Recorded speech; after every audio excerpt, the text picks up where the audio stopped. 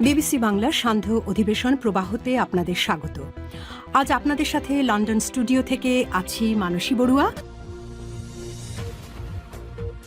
বাংলাদেশের সর্বশেষ গুরুত্বপূর্ণ আপডেট সংবাদে আপনাকে স্বাগত। শুরুতেই সংবাদ শিরোনাম, পরে বিস্তারিত। প্রথমেই জানাবো আমাদের হাতে থাকা সর্বশেষ গুরুত্বপূর্ণ সবথেকে তাজা আপডেট সংবাদ। রমজান মাসেই চালু হচ্ছে ফ্যামিলি কার্ড, বললেন পরিবেশ মন্ত্রী। পাইলট আকারে ফ্যামিলি কার্ড ঈদের আগে অর্থাৎ রমজান মাসেই চালু হচ্ছে বলে জানিয়েছেন পরিবেশ, বন ও জলবায়ু পরিবর্তন মন্ত্রী আব্দুল্লাহ আল মিন্টু। এরপর জানাবো আইনশৃঙ্খলা বাহিনীকে দ্রুত জনপ্রত্যাশা পূরণ করতে হবে, বললেন স্বরাষ্ট্রমন্ত্রী। নবনিযুক্ত স্বরাষ্ট্রমন্ত্রী সালাউদ্দিন আহমেদ বলেছেন, পুলিশ ও অন্যান্য আইনশৃঙ্খলা বাহিনীকে জনগণের আস্থা অর্জনের মধ্য দিয়ে দ্রুত জনপ্রত্যাশা পূরণ করতে হবে। দেশের মানুষ আপনাদের দিকে মুখে আছে, এই ব্যাপারটি কোনোভাবেই যেন হেলাফেলা করা না হয়। এদিকে পুরনো স্বৈরাচার থেকে শিক্ষা না নিলে একই পরিণতি হবে বিএনপির। এখন টেলিভিশনে 4 জন সাংবাদিককে নোটিশ দিয়ে বের করে দেয়া এবং বাংলাদেশ সংবাদ সংস্থার বাসুসের এমডি মাহবুব মোর্শেদকে হেনস্থার ঘটনায় উদ্বেগ প্রকাশ করেছে জাতীয় নাগরিক পার্টি এনসিপি। এনসিপির পক্ষ থেকে আজ বিষয়টি নিশ্চিত করা হয়েছে। এবারে জানাবো শিক্ষার্থীদের ক্লাসমুখী করাই আমাদের প্রথম অগ্রাধিকার, বললেন শিক্ষামন্ত্রী। শিক্ষা খাতে 3টি বিষয়কে প্রাধান্য দিয়ে কাজ করবে শিক্ষা মন্ত্রণালয়। এর মধ্যেও প্রথম প্রাধান্য থাকবে শিক্ষার্থীদের ক্লাসমুখী করা। এছাড়াও কারিকুলাম পর্যালোচনা করে প্রয়োজনীয় পরিমার্জন এবং কারিগরি শিক্ষার উন্নয়নে কাজ করা হবে। আজ সচিবালয়ে শিক্ষা মন্ত্রণালয় সভাকক্ষে আয়োজিত এক প্রেস ব্রিফিংয়ে শিক্ষা ও গণশিক্ষামন্ত্রী আনম এহসানুল হক মিলন তিনি এসব কথা জানিয়েছেন। এ সময় তার সঙ্গে শিক্ষা প্রতিমন্ত্রী ববি হাজ্জাজও উপস্থিত ছিলেন। এবং সর্বশেষ জানাবো মোবাইল চুরির আখ্যা দেওয়ায় সোনারগাঁয়ে 5 জনকে ছুরিকাঘাতে জখম। সোনারগাঁয়ের কাশপুর এলাকায় মোবাইল চুরির আখ্যা দেওয়ায় 5 জনকে ছুরিকাঘাতে জখম করেছে আমিন মিয়া নামের এক দুর্বৃত্ত। আজ 12টার দিকে উপজেলার কাশপুর পার্টেক্স খেলার মাঠে এই ঘটনা ঘটে। এলাকাবাসী দুর্বৃত্ত ওই যুবককে গণপিটুনি দিয়ে পুলিশে সোপর্দ করেছে। এই ঘটনায় সোনারগাঁও থানায় লিখিত অভিযোগ দায়ের করা হয়েছে। প্রিয় দর্শক, এতক্ষণ শুনছিলেন সংবাদ শিরোনাম, এবারে বিস্তারিত। তবে তার আগে বন্ধুরা অনুরোধ থাকবে এই সংবাদটিতে একটি লাইক দিন। এই চ্যানেলে আপনি নতুন হয়ে থাকলে আমাদের সংবাদটি দেখতে দেখতে চ্যানেলটি সাবস্ক্রাইব করে রাখুন। কমেন্ট করে বন্ধুরা আপনার মূল্যবান মতামত জানিয়ে দিন আপনি বিশ্বের কোন দেশ থেকে বা বাংলাদেশের কোন স্থান থেকে আমাদের সংবাদটি দেখছেন এবং শুনছেন। আর বন্ধুরা, সংবাদটি আপনার সোশ্যাল মিডিয়া ফেসবুকে শেয়ার করে বন্ধুদেরও দেখার সুযোগ করে দিন। গাজা যুদ্ধে আপনি যদি নিরীহ ফিলিস্তিনিদের ভালোবেসে থাকেন, কমেন্টে ইয়েস লিখে পুরো বিশ্বকে বিষয়টি জানিয়ে দিন। এবারে বিস্তারিত। রমজান মাসে চালু হচ্ছে ফ্যামিলি কার্ড, বললেন পরিবেশ মন্ত্রী। পাইলট আকারে ফ্যামিলি কার্ড ঈদের আগে অর্থাৎ রমজান মাসেই চালু হচ্ছে বলে জানিয়েছে পরিবেশ, বন ও জলবায়ু পরিবর্তন মন্ত্রী আব্দুল্লাহ আল মিন্টু। আজ সচিবালয়ে আনুষ্ঠানিক আন্তঃমন্ত্রণালয়ের এক বৈঠকে সিদ্ধান্ত গ্রহণ করা হয়। বৈঠক শেষে সাংবাদিকদের এই তথ্য জানান মন্ত্রী আরও বলেছেন, নির্বাচনী ইশতেহারে ফ্যামিলি কার্ডের ইস্যু বিস্তারিত উল্লেখ করা আছে। এটা কার্যকর কিভাবে করবে সেটা নিয়ে আজকে আলোচনা হয়েছে। ফ্যামিলি কার্ড দেওয়া হবে এটা নিয়ে আলোচনা করা হয়েছে। কত পরিবারকে দেওয়া হবে জানতে চাইলে তিনি বলেন, এটা কিন্তু সর্বজনীন, এটা কোনো রেস্ট্রিকশন থাকবে না। তবে এটা একটা কমিটি করা হয়েছে, হয়তো শুরু করবে হতদরিদ্র, এরপর দরিদ্র, পরে মধ্যবিত্তরা পাবে।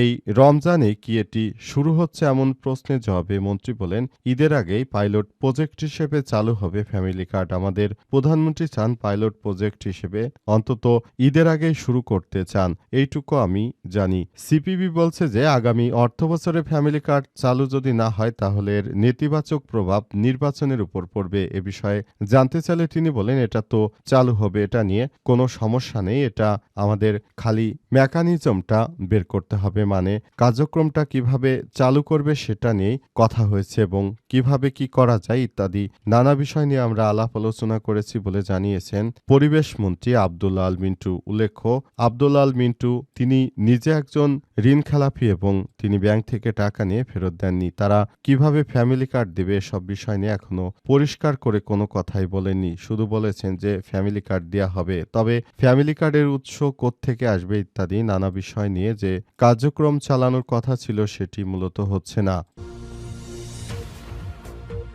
আইনশৃঙ্খলা বাহিনীকে দ্রুত জনপ্রত্যাশা পূরণ করতে হবে বললেন স্বরাষ্ট্রমন্ত্রী। নবনিযুক্ত স্বরাষ্ট্রমন্ত্রী সালাউদ্দিন আহমেদ বলেছেন, পুলিশসহ অন্যান্য আইনশৃঙ্খলা বাহিনীকে জনগণের আস্থা অর্জনের মধ্য দিয়ে দ্রুত জনপ্রত্যাশা পূরণ করতে হবে। মন্ত্রী আজ বাংলাদেশ সচিবালয়ে স্বরাষ্ট্র মন্ত্রণালয়ের সম্মেলন কক্ষে মন্ত্রণালয়ের আওতাধীন বিভিন্ন দপ্তর সংস্থার প্রধানদের সঙ্গে মতবিনিময় সভায় নির্দেশনা দেন। মন্ত্রী আরও জানান, প্রায় দেড় যুগ পর একটি স্বচ্ছ নির্বাচনের মাধ্যমে রাজনৈতিক সরকার গঠিত হয়েছে। তিনি আরও জানিয়েছেন যে আমরা রাজনৈতিকভাবে সবকিছু মোকাবেলা করতে চাই। দেশের মানুষকে নিয়ে আমরা একটি সুন্দর ও সম্প্রীতির একটি আধুনিক বাংলাদেশ গড়ে তুলতে চাই বলে জানিয়েছেন তিনি আরও জানান যে বাংলাদেশের মানুষ নতুন করে সবকিছু একটি সুন্দর ও পরিবেশের মধ্য দিয়ে গড়ে তুলতে চায় এবং দেশের মানুষ আসলে সবকিছু সুন্দরভাবে তারা নিয়ন্ত্রণ করতে চায়। এজন্য তাদের দ্রুত একটি প্রত্যাশা পূরণ করতে হবে এবং অন্তর্বর্তীকালীন সরকারের প্রধান উপদেষ্টা প্রফেসর ডক্টর মোহাম্মদ ইউনূসের সরকারে দেখানো পথেই আমরা নতুন বাংলাদেশ গড়ে তুলতে চাই, এমনটাই জানিয়েছেন বিএনপি নেতা সালাউদ্দিন আরও জানিয়েছেন যে দেশের মানুষ আমাদেরকে নির্বাচিত করেছে। আমরা যে প্রত্যাশা দিয়েছিলাম ৩১ দফার বাংলাদেশ গড়ব, সেই ৩১ দফা আমরা বাস্তবায়ন করতে বদ্ধপরিকর। এ সময় তিনি আরও জানিয়েছেন যে দেশের মানুষ মনে করে এখনো তাদের জন্য বিএনপি সবথেকে ভালো একটি সরকার গঠন করেছে। এজন্য বিএনপির সরকারকে নিয়ে আমরা কাজ করতে চাই এবং দেশের জনগণের প্রত্যাশিত সরকার আমরা গড়ে তুলতে চাই। এই সরকারই ভবিষ্যতে আমাদের বাংলাদেশকে গড়ে তুলতে সর্বোচ্চ চেষ্টা করবে এবং এই সরকারই আমাদেরকে একটি সুন্দর আধুনিক বাংলাদেশের মধ্য দিয়ে নিয়ে যাবে। পুরনো স্বৈরাচার থেকে শিক্ষা না নিলে একই পরিণতি হবে। এখন টেলিভিশনের সাংবাদিকদের শোকজ বাংলাদেশ সংবাদ সংস্থা বাসস এর এমডি মাহবুব মোর্শেদকে হেনস্থার ঘটনায় উদ্বেগ প্রকাশ করেছে জাতীয় নাগরিক পার্টি এনসিপি। একই সঙ্গে পুরনো স্বৈরাচারের পরিণতি থেকে শিক্ষা না নিলে নতুন স্বৈরাচারকেও এই পরিণতি বরণ করতে হবে বলে হুঁশিয়ারি দিয়েছেন এনসিপির নেতারা। আজ দলের মিডিয়া সেলের সদস্য সাদিয়া ফারজানা দিনা সই করা বিজ্ঞপ্তিতে উদ্বেগ প্রকাশ করে বলা হয়েছে, উল্লেখিত দুটি ঘটনার মধ্যে আগামী দিনে মত প্রকাশ স্বাধীনতার চিত্র কেমন হবে সেটা এদেশের জনগণ এখন হারে হারে টের পাচ্ছে। তারা জনগণের ভোটে নয় বরং ইলেকশন ইঞ্জিনিয়ারিং করে যে ক্ষমতা এসেছিল, তারা দেশের জনগণকে কখনোই প্রত্যাশিত একটি ভালো বাংলাদেশ উপহার দিতে পারবে না। দেশের জনগণ মনে করে যে দেশটাকে সুন্দরভাবে গড়ে তোলার মধ্য দিয়ে বাংলাদেশটাকে আরও ভবিষ্যতের বাংলাদেশের দিকে এগিয়ে নিয়ে যেতে হবে। আমাদেরকে এখনই সেই ব্যাপারটি নিয়ে কাজ করতে হবে। তারা ক্ষমতায় আসার সঙ্গে সঙ্গে সাংবাদিকদের হেনস্থা করতে শুরু করেছে। যারা প্রকৃতপক্ষে সংবাদ পরিবেশন করবে, যারা ভালো সংবাদ পরিবেশন করবে, এই সরকার তাদের উপরই অত্যাচার করছে। এমন বিএনপির স্বৈরাচারী মার্কা কর্মকাণ্ড এদেশের জনগণ কখনোই মেনে নেবে না। দেশের জনগণ তাদের প্রত্যাশিত সরকার পায়নি উল্লেখ করে এনসিপির এই নেতারা আরও জানিয়েছেন, সেজন্য আমরা ইতিমধ্যেই কাজ করছি এবং আমরা মনে করি যে সরকার এসেছে সেই সরকার আসলে জনগণের ম্যান্ডেট নিয়ে আসেনি, কোনো প্রত্যাশিত সরকার নয়, বরং এই সরকারও একটি স্বৈরাচারী সরকার। তারা আগামীতে বাংলাদেশে আবারও স্বৈরাচারী কর্মকাণ্ড পরিচালনা করবে। এজন্য তারা ক্ষমতা আসার সঙ্গে সঙ্গেই তারা এখন নানাবিধ তালবাহানা করতে শুরু করেছে। বিশেষ করে তারা জুলাই সনদ নিয়ে যে বাহানা শুরু করেছে, এটা জনগণ মেনে নেবে না।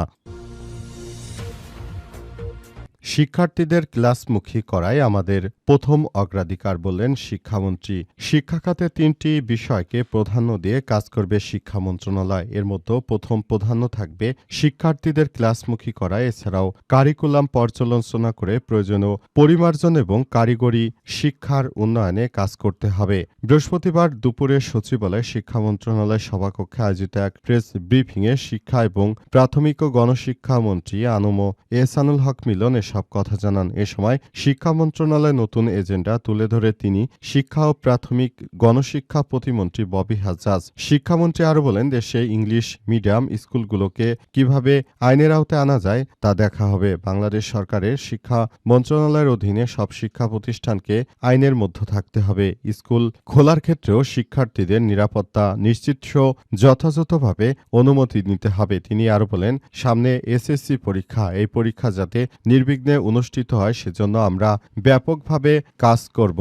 আশা করি নকল বিরোধী অভিযানে আর প্রয়োজন হবে না। সাংবাদিকদের প্রশ্নের জবাবে তিনি বলেন, শিক্ষকরা ক্লাস ছেড়ে আন্দোলন করবে তা হতে পারে না। তাদের রাজপথে আন্দোলনের প্রয়োজন যেন না হয় সেজন্য আমরা উদ্যোগ নেব। শিক্ষামন্ত্রী আনমো এহসানুল হক মিলন আরও জানান, শিক্ষা মন্ত্রণালয়ের অন্তত 10টি মন্ত্রণালয়ের মতো নয়, এটি একটি মৌলিক মন্ত্রণালয়। এখানে আগে কি হয়েছে তার ডকুমেন্ট তৈরি করা হবে। এখানে শাস্তি এবং পুরস্কারের ব্যবস্থা থাকবে। তিনি আরও বলেন, বই নিয়ে বাণিজ্য করা হবে না বলে আশা করি। বেসরকারি শিক্ষকদের অবসর ভাতা নিয়ে নানা অভিযোগ প্রসঙ্গে তিনি বলেন, এ বিষয়ে দ্রুত ব্যবস্থা গ্রহণ করা হবে। শিক্ষকদের এমপিওর বিষয়টিও পর্যালোচনা করে পদক্ষেপ গ্রহণ করা হবে বলে জানিয়েছেন শিক্ষামন্ত্রী। তিনি আরও জানান যে দেশের জনগণ এখন তাদের দিকে মুখিয়ে আছে। এখনই সময়, তারা দেশটাকে একটি আধুনিক বাংলাদেশ করতে চায়।